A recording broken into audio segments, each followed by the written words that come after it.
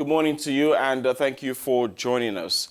Now, let's begin. Currently holding in Sochi, Russia, is the 70th meeting of the Standing Committee of the Convention on International Trade in Endangered Wild Fauna and Flora species.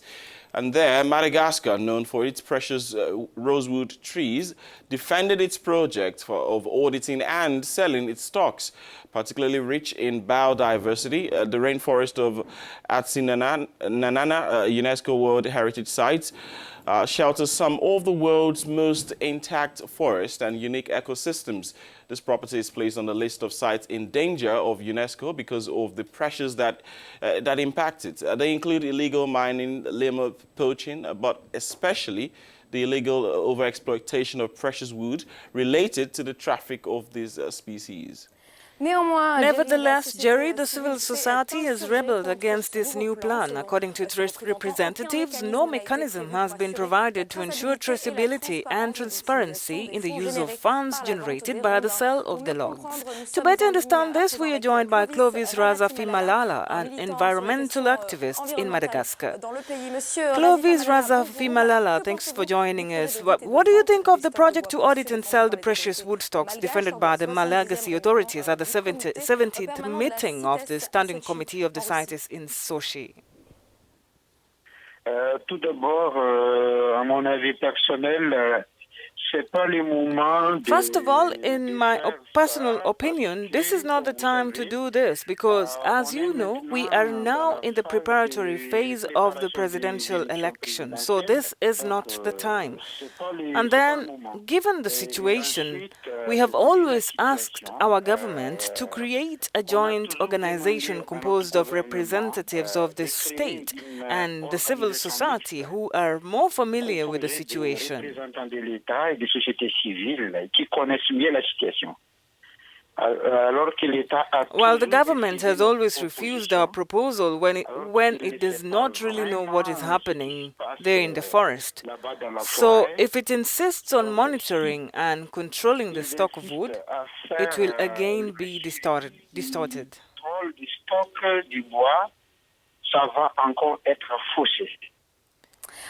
And in this project, the government proposes to buy back the rosewood stocks held by illegal operators, which is incomprehensible to you.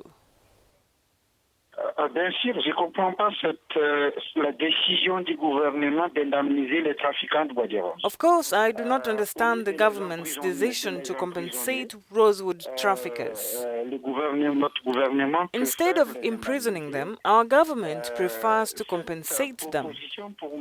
This proposal, for me, will encourage traffickers to continue these methods.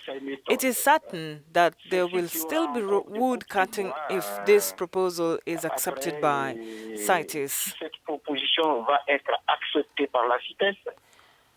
Of course, there will still be wood cutting in the forest, so that will not solve our problem.